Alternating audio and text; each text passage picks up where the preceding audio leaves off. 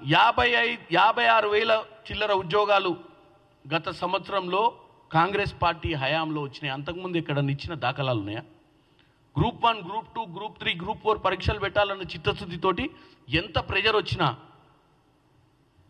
ముఖ్యమంత్రి రేవంత్ రెడ్డి గారు తలంచకుండా ముందుకు పోయినటువంటి పరిస్థితి క్లియర్గా కనపడుతుంది.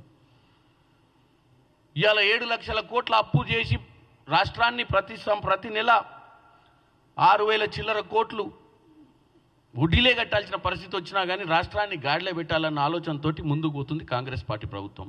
ఇవాళ ఒక్కటి కాలేదు అంటారు. నేను ఒకటి అడుగుతున్నా, 21,000 కోటి 24 లక్షల చిల్లర మంది రైతులకు రుణమాఫీ జరిగితే ఏం జరగలేదని చెప్పనీకే కొద్దిగా ఇంగిత జ్ఞానమని ఉండాలి కదా లీడర్లకు. మీరు అన్నట్టు మేము ఏదైతే ప్రభుత్వంలోకి రాకముందు ఈ ప్రభుత్వం చాలా, ఎందుకంటే మిగులు రాష్ట్రంగా వాళ్ళ చేతిలో పెట్టినాం కాబట్టి 10 ఏళ్ల తర్వాత మేము అధికారంలోకి వచ్చినప్పుడు డెఫినెట్గా ఇంతకంటే మంచి పరిపాలన అందిస్తాం, ఇంతకంటే మంచిగా మేము ఇచ్చిన గ్యారంటీలు నెరవేరుస్తామన్న ఆశతో వచ్చినాం. కానీ వచ్చిన తర్వాత ఉన్న పరిస్థితులు కొద్దిగా మమ్మల్ని వెనకడుగు వేసే విధంగా పరిస్థితులు ఉండడం వల్ల చేసే పనులు నెమ్మదిగా చేస్తున్నాం తప్ప చిత్తశుద్ధి లేక కాదు, ప్రజలను ఇబ్బంది పెట్టాలన్న ఆలోచన కాదు.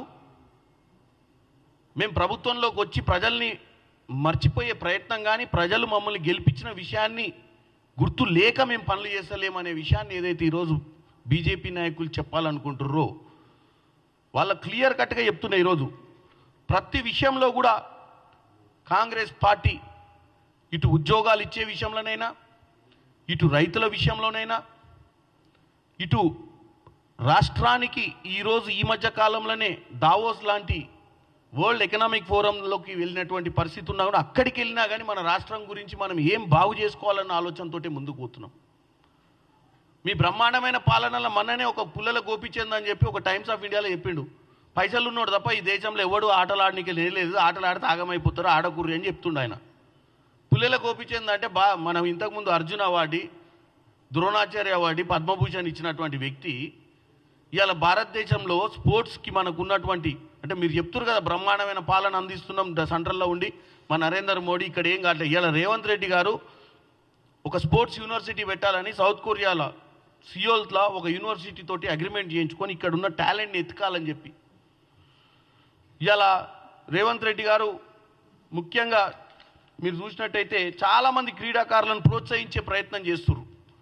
ఈ మధ్యకాలంలో నిఖిత్ జరీనా గారిని కానీ, సిరాజ్ గారు, ఇకపోతే కీర్తి, వీళ్ళందరికీ కూడా ప్రభుత్వం పారదర్శకంగా ఒక మధ్యతరగతి నుంచి వచ్చి బ్యాక్గ్రౌండ్ లేకుండా స్పోర్ట్స్ మీద కాన్సన్ట్రేట్ చేసే వాళ్ళకి ఇంపార్టెన్స్ ఇస్తూ వాళ్ళ మనోధైర్యాన్ని పెంచే ప్రక్రియ కోసమే వీళ్ళందరికీ కూడా గవర్నమెంట్ ఉద్యోగాలు వాళ్లకు నజరానాలు ఇచ్చింది. అందుకే ఎందుకు కింద ఎవరైతే లేని వాళ్ళు ఉంటారో ఆటలు ఆడితే వల్ల వాళ్ళు ఏం సాధిస్తారో దాన్ని ఎంకరేజ్మెంట్ చేయాలన్న ఉద్దేశంతో కాంగ్రెస్ పార్టీ ముందుకు వస్తుంది. ఇదే లైన్ని మరి సెంట్రల్ గవర్నమెంట్ ఎందుకు ఈరోజు దేశవ్యాప్తంగా కూడా ఈ క్రీడలు అంత మంచి కోచు చాలామందిని ప్రొడ్యూస్ చేసినటువంటి బ్యాడ్మింటన్ ప్లేయరే ఈరోజు అంత ఓపెన్గా ఒక స్టేట్మెంట్ ఇచ్చిందంటే భారతదేశంలో ఉన్నటువంటి పరిస్థితి మనం అర్థం చేసుకోవాలి.